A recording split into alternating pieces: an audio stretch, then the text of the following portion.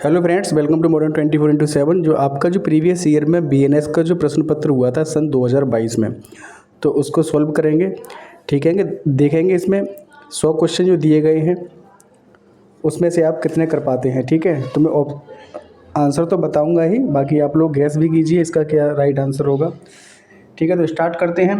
ये previous year question है 2022 का। इसके बाद एक 2023 का और कराऊंगा मैं कल। ठीक है, उसके बाद मुस्लिम लॉ के कराऊंगा। मुस्लिम लॉ के ज़्यादा हैं, 4 से 5 हैं प्रीवियस ईयर के, लेकिन बीएनएस के 2 ही हैं, तो ये मैं 2 आप लोगों के लिए करा रहा हूँ। क्वेश्चन नंबर पहला है, कहावत acts non facet रियम निसी mains seat रिया किस पर आधारित है। राइट आंसर हो जाएगा इसका दोषी मन के बिना कोई अपराध नहीं हो सकता। नेक्स्ट है, अपराध शब्द का अर्थ है। अपराध शब्द का जो अर्थ है वह है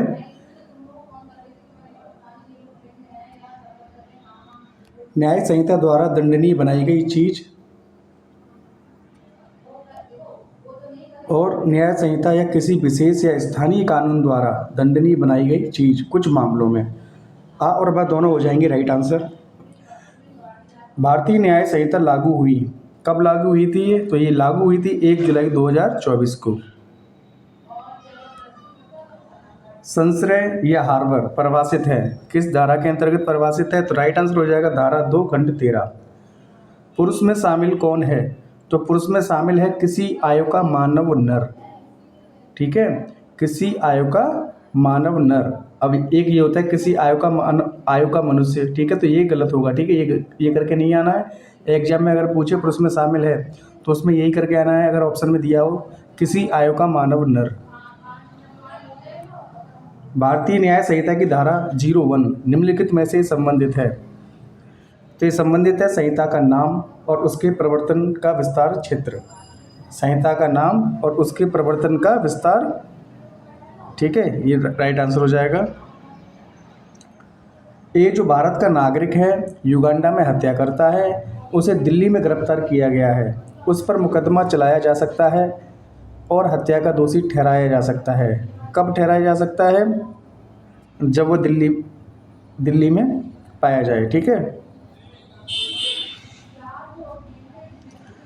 क्योंकि दिल्ली में ही पाया गया है तो वहीं पे मुकदमा चलाया जाएगा। अगर इंदौर में पाया जाता तो इंदौर में चलता, पंजाब में पाया जाता तो पंजाब में चलता, यानी कि जहाँ भी पाया जाता वहाँ पे मुकदमा चलाया जा सकता है और हत्या का दोषी ठहराया जा सकता है।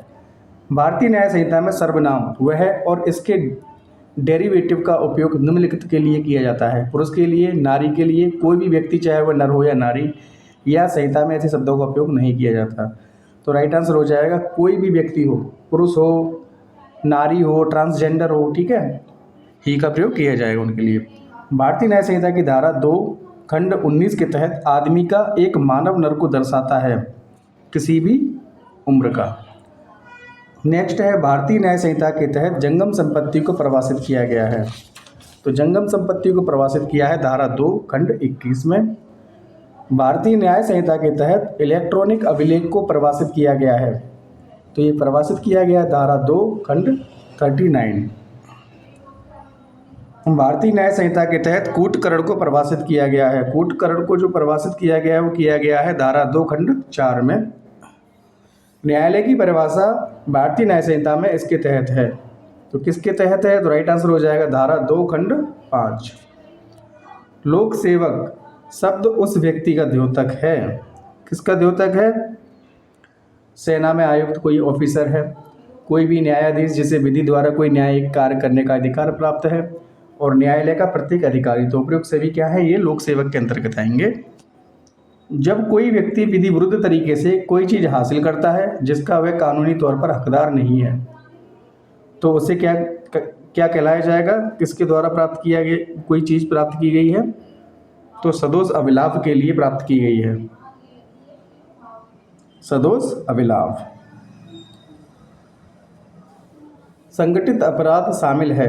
संगठित अपराध परिभाषा है संगठित अपराध की, किस धारा में परिभाषा है? तो धारा 111 में संगठित अपराध की परिभाषा है। सामान्य आशय का अर्थ है। सामान्य आशय का क्या अर्थ है? सभी व्यक्तियों द्वारा आशय साझा करना। सामान्य आशय का सिद्धांत तभी लागू होगा जब कम से कम 2 लोग शामिल हों। निम्नलिखित में से कौन सा मामला भारतीय न्याय संहिता की धारा 3 खंड 5 से संबंधित है? राइट आंसर हो जाएगा वीरेंद्र कुमार घोष बनाम किंग एम्परर। धारा 3 खंड 5 ये सामान्य आशय से संबंधित है। ठीक है, सामान्य आशय। भारतीय न्याय संहिता की धारा 2 खंड 17 के तहत जीवन का द्योतक है। राइट आंसर हो जाएगा मानव का जीवन। निम्नलिखित में से कौन सी सजा भारतीय न्याय संहिता के तहत नहीं दी जा सकती? संपत्ति की जब्ती, कठोर कारावास, मृत्यु, आजीवन निष्कासन। तो ये आजीवन निष्कासन क्या है? ये आपका राइट आंसर हो जाएगा, क्योंकि आजीवन निष्कासन नहीं, आजीवन कारावास होता है। ठीक है। सजा को कौन लघुकरण कर सकता है? तो समुचित सरकार। समुचित सरकार में केंद्र और राज्य सरकार दोनों आएंगी। 22 का राइट आंसर हो जाएगा समुचित सरकार। सरकार द्वारा आजीवन कारावास की सजा को न्यूनतम कितने वर्षों में कम किया जा सकता है? 23 का राइट आंसर हो जाएगा 7 वर्ष। ए न्यायालय का एक अधिकारी जिसे गिरफ्तार करने का आदेश दिया जाता है और उचित जांच के बाद बाई को मानते हुए जेड को गिरफ्तार कर लेता है। ए ने क्या गलती की है? तो ए ने गलती की है तथ्य की भूल की। ए जल्लाद जो अदालत के आदेश के अनुसार दोषी को फांसी देता है उसे निम्नलिखित के आधार पर आपराधिक दायित्व से छूट दी जा सकती है। 25 का राइट आंसर हो जाएगा भारतीय न्याय संहिता की धारा 16 के तहत। पुरुष शिक्षक ने परीक्षा के दौरान तलाशी लेते हुए एक छात्रा अभ्यर्थी को लड़का समझकर उसकी पैंट की जेब में हाथ डाल दिया। यह शिक्षक ने भारतीय न्याय संहिता की धारा के तहत अपराध किया है। 26 का राइट आंसर हो जाएगा कोई अपराध नहीं किया है, क्योंकि उनका इंटेंशन नहीं था, और इंटेंशन का होना, आशय का होना बहुत जरूरी है अपराध के लिए। ठीक है। निम्नलिखित में से कौन सा मामला आवश्यकता के बचाव से संबंधित है? 27 का राइट आंसर हो जाएगा आवश्यकता के बचाव से संबंधित है आर वर्सेस डुडली और स्टीफन। भारतीय न्याय संहिता की किस धारा के तहत विकृत चित्त व्यक्ति का कार्य अपराध नहीं है? तो धारा 22 के तहत विकृत चित्त कोई व्यक्ति है तो उसके द्वारा किया गया कार्य आपका अपराध की कैटेगरी में नहीं आएगा। निम्नलिखित में से कौन सा संयोजन सही ढंग से मेल खाता है? तो वासुदेव बीज पेप्सू राज्य धारा 24 के अंतर्गत ये मेल खाता है। एक्टस मी इनविटो फैक्टस नन इस्ट मेंस एक्टस का अर्थ क्या है? तो राइट आंसर हो जाएगा मेरी इच्छा के विरुद्ध मेरे द्वारा किया गया कार्य मेरा कार्य बिल्कुल भी नहीं है। प्रत्येक व्यक्ति को प्राइवेट प्रतिरक्षा का अधिकार है, उसका अपना शरीर और संपत्ति और किसी अन्य व्यक्ति का शरीर और संपत्ति। शरीर की प्राइवेट प्रतिरक्षा का अधिकार मृत्यु के कारण तक फैला हुआ है। यदि ऐसा कैसा? मृत्यु की आशंका हो, घोर उपहत्या की आशंका हो, बलात्कार करने का आशय हो, तो उपयुक्त सभी स्थितियों में प्राइवेट प्रतिरक्षा का अधिकार मृत्यु के कारण तक फैला हुआ है। निम्नलिखित में से कौन सा भारतीय न्याय संहिता 2023 के तहत जारी रहने का अपराध है? इसका जो राइट आंसर हो जाएगा इसका अपहरण। भारतीय न्याय संहिता की धाराओं के निम्नलिखित सेटों में से किसमें व्यक्ति और संपत्ति की प्राइवेट प्रतिरक्षा के अधिकार का प्रयोग करते हुए मृत्यु भी हो सकती है? राइट आंसर हो जाएगा धारा 38 और 41। दुष्प्रेरक वह व्यक्ति है जो अपराध करने के लिए उकसाता है अन्य व्यक्ति को। किसी अपराध के लिए दुष्प्रेरण हमेशा एक अपराध होगा। भारतीय न्याय संहिता की धारा 54 के तहत अपराध के लिए निम्नलिखित में से कौन सा आवश्यक है? देखिए, अभियुक्त द्वारा दुष्प्रेरण किया गया था। यह कृत्य वास्तव में दुष्प्रेरण के अनुसरण में किया गया था। अभियुक्त उस समय मौजूद था जब कृत्य किया जा रहा था, तो उपयुक्त सभी कारण धारा 54 के तहत अपराध के लिए आवश्यक है। किसी अपराध के लिए दुष्प्रेरण किसके द्वारा गठित किया जा सकता है? राइट आंसर हो जाएगा इसका सहायता, आशय के साथ किसी की सहायता करना, इंटेंशन के साथ, उकसावा और षड्यंत्र रचना। तो उपरोक्त सभी दुष्प्रेरण गठित किया जाता है उपरोक्त सभी के द्वारा। इनमें से कौन सा भारतीय न्याय संहिता के तहत दुष्प्रेरण का तरीका नहीं है? 39 का आपका राइट आंसर हो जाएगा प्रयास नहीं है दुष्प्रेरण का तरीका। ठीक है, सहायता है, उकसावा, षड्यंत्र है। प्रयास किस में आता है? प्रयास अपराध की कैटेगरी में आता है, ठीक है। दुष्प्रेरण का तरीका नहीं है। ए एक पुजारी जानबूझकर द्विविवाह का संचालन करता है। ए दोषी है। ए दोषी है, किसका दोषी है? ए दोषी है जानबूझकर सहायता करके दुष्प्रेरण करने का। ए दोषी आशय से सी को 7 वर्ष से कम आयु का बच्चा, ए दोषी आशय से सी को 7 वर्ष से कम आयु का बच्चा बी को छुरा घोंपने के लिए उकसाता है। ए की अनुपस्थिति में सी बी को छुरा घोंपता है और बी की मृत्यु का कारण बनता है। इस संदर्भ में निम्नलिखित में से कौन सा कथन सही है? राइट आंसर हो जाएगा ए केवल दुष्प्रेरण का दोषी है। ए बी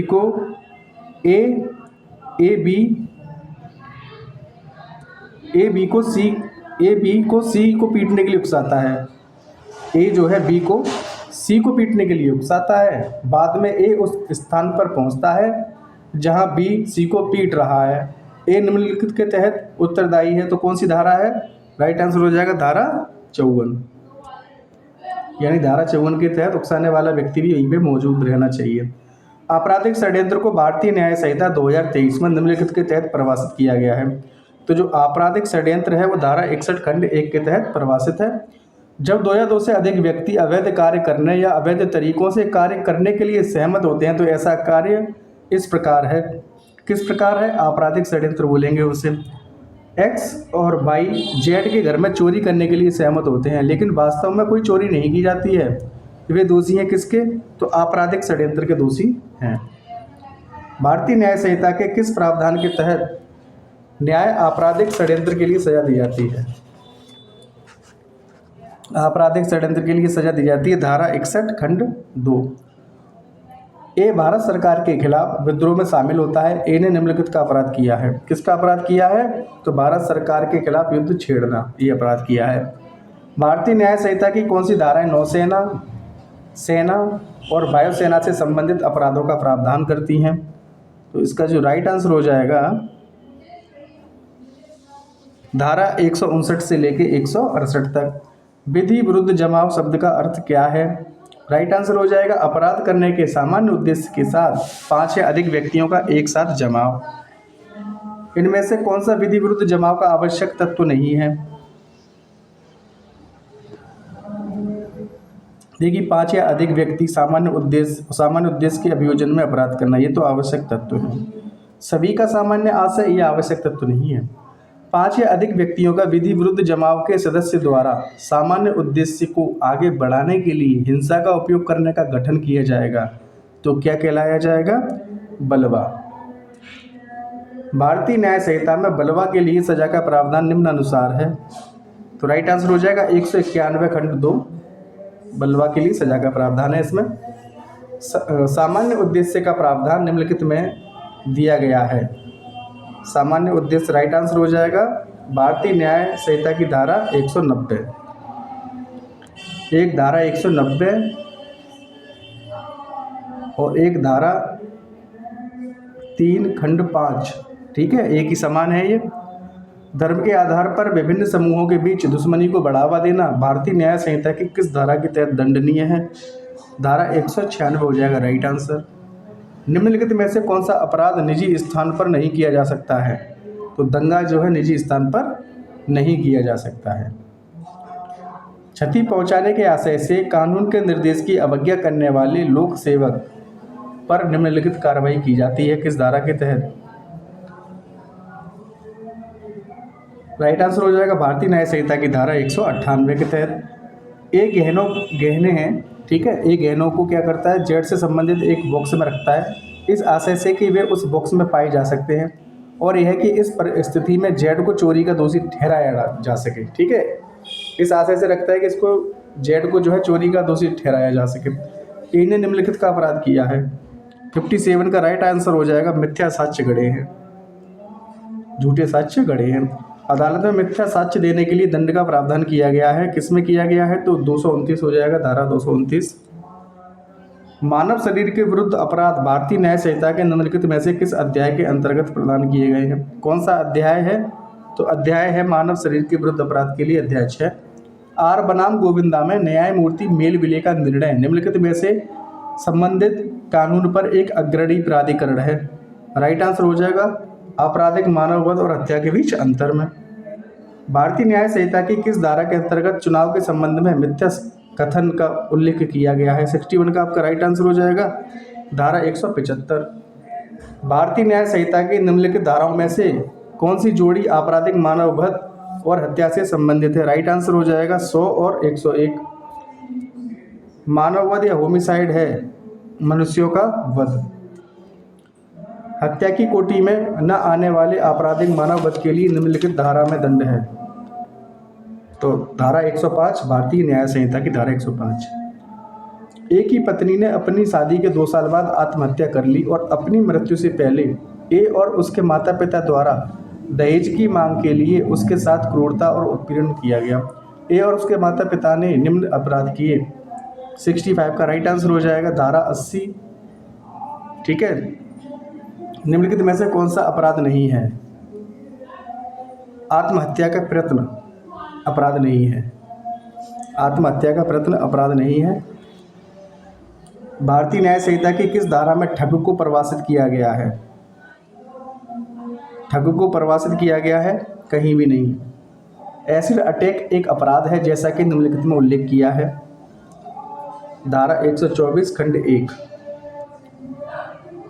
पुलिस अधिकारी ने न्यायालय से जमानत आदेश प्रस्तुत करने के बावजूद एक व्यक्ति को गिरफ्तार किया और लॉकअप में बंद कर दिया। पुलिस अधिकारी दोषी है। किसका दोषी है? तो सदोष परिरोध का, क्योंकि वो लॉकअप में बंद है। ठीक है, 4 दीवारी के अंदर बंद है। ये जानबूझकर किसी महिला की सहमति के बिना उसका घूंघट खींचता है।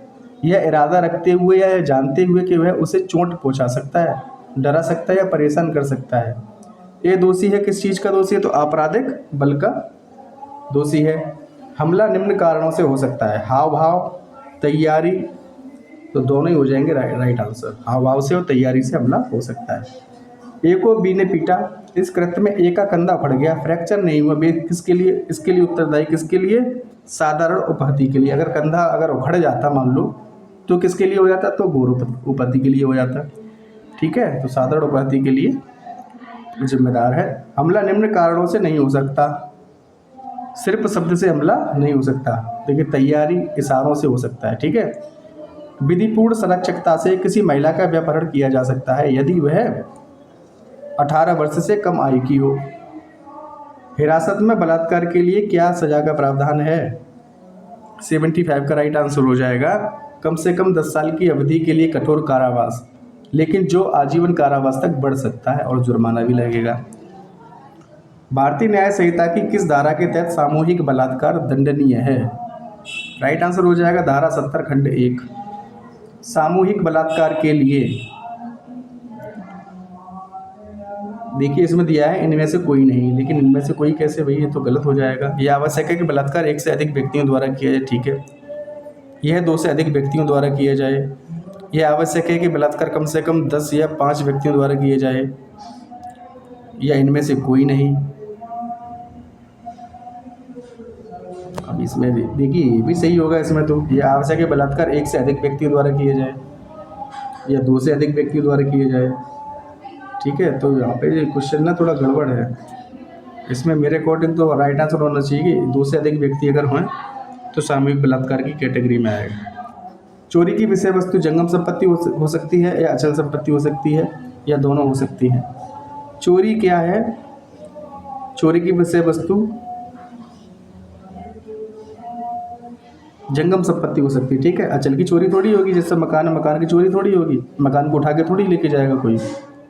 जंगम संपत्ति को बोलते हैं चल संपत्ति, मूवेबल प्रॉपर्टी। ठीक है, तो जंगम संपत्ति चोरी की विषय वस्तु है। चोरी का कौन सा तत्व आवश्यक नहीं है? चोरी का कौन सा तत्व आवश्यक नहीं है? चल संपत्ति आवश्यक तत्व है। संपत्ति पर कब्जा आवश्यक तत्व है। उस संपत्ति को हटाना ये भी आवश्यक तत्व है। उस संपत्ति का स्वामित्व ये आवश्यक तत्व नहीं है। ए ने अपनी घोड़ी मरम्मत के लिए एक घड़ी बनाने वाले को सौंप दी। मरम्मत शुल्क का भुगतान न करने के लिए ए ने दुकान से अपनी घड़ी उठाई जब घड़ी बनाने वाला देख नहीं रहा था। इस मामले में क्या होगा?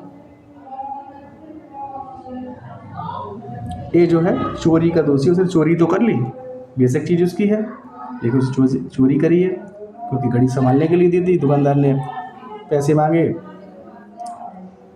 ठीक है, क्या बोल रहे हैं, ए किसी अपराध का दोषी नहीं है, सॉरी, ए ने अपनी घड़ी मरम्मत के लिए घड़ी बनाने वाले को सौंप दी। मरम्मत शुल्क का भुगतान न करने के लिए ए ने दुकान से अपनी घड़ी उठाई। कब उठाई? जब घड़ी वाला देख नहीं रहा था। ठीक है, चीज़ उसी की है, ठीक है, लेकिन उसका जो तरीका है, इंटेंशन है, वो चोरी वाला है ना, तो ये चोरी का दोषी। उद्यापन की परिभाषा इस प्रकार है, उद्यापन की परिभाषा इस प्रकार है, उद्यापन की परिभाषा है भारतीय न्याय संहिता की धारा 308 में।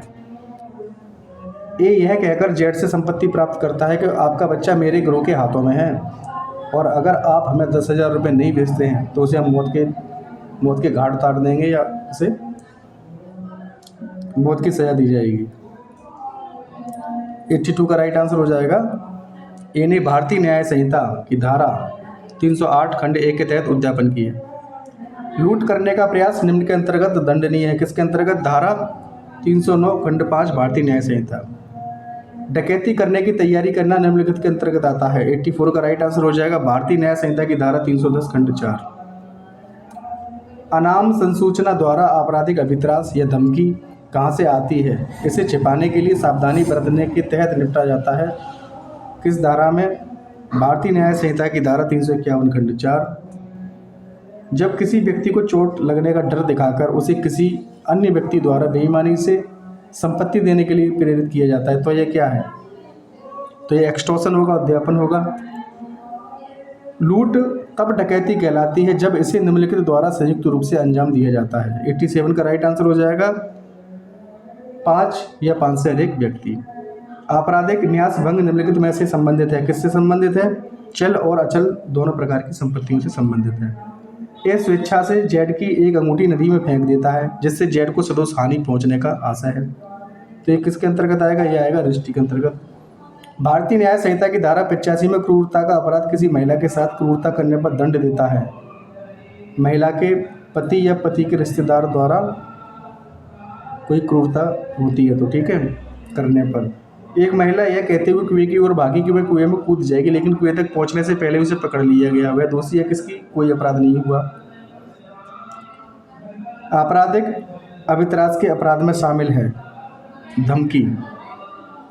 मानहानि एक सिविल अपकार और आपराधिक अपराध है। मानहानि का अपराध संबंधित है, मानहानि का अपराध संबंधित है किसी व्यक्ति की प्रतिष्ठा से। मानहानि हो सकती है केवल एक जीवित व्यक्ति की, जीवित और मृत व्यक्ति की, किसी व्यक्ति, कंपनी, संघीय व्यक्तियों के समूह की। ये हो जाएगा आपका राइट आंसर, ठीक है, और जीवित और मृत व्यक्ति की, ये भी हो जाएगा, ठीक है। तो आपका ये दोनों हो जाएंगे, बावर सा दोनों। भारतीय न्याय संहिता के तहत एक अपराध के लिए प्रदान की गई कारावास की न्यूनतम अवधि का कारावास कितना है? देखिए 24 घंटे है, ठीक है, 24 घंटे। किस धारा के तहत है? ये है धारा 355 के तहत। विद्रोह या सार्वजनिक शांति के खिलाफ अपराध करने के आशय से प्रसारित किए गए मिथ्या कथन, अफवाह आदि को किस धारा में रखा गया? तो ये रखा गया है भारतीय न्याय संहिता की धारा 353 में। नेक्स्ट है, भारतीय न्याय संहिता की कौन सी धारा किसी महिला की लज्जा का अनादर करने के आशय से कहे गए शब्द, अंग विक्षेप या इशारे या कार्य से संबंधित है? धारा 79। नेक्स्ट है, भारतीय न्याय संहिता की आखिरी धारा किसके लिए प्रावधान करती है? तो राइट आंसर हो जाएगा निरसन एवं व्यावृत्ति। निरसन एवं व्यावृत्ति। मानहानि के अपराध में कितने अपवाद हैं? तो 10 अपवाद हैं। Thanks for watching. मिलते हैं कल और आप नेक्स्ट वीडियो में। कल आपका 2023 में जो पेपर आया था वो कराएंगे। Thanks for watching.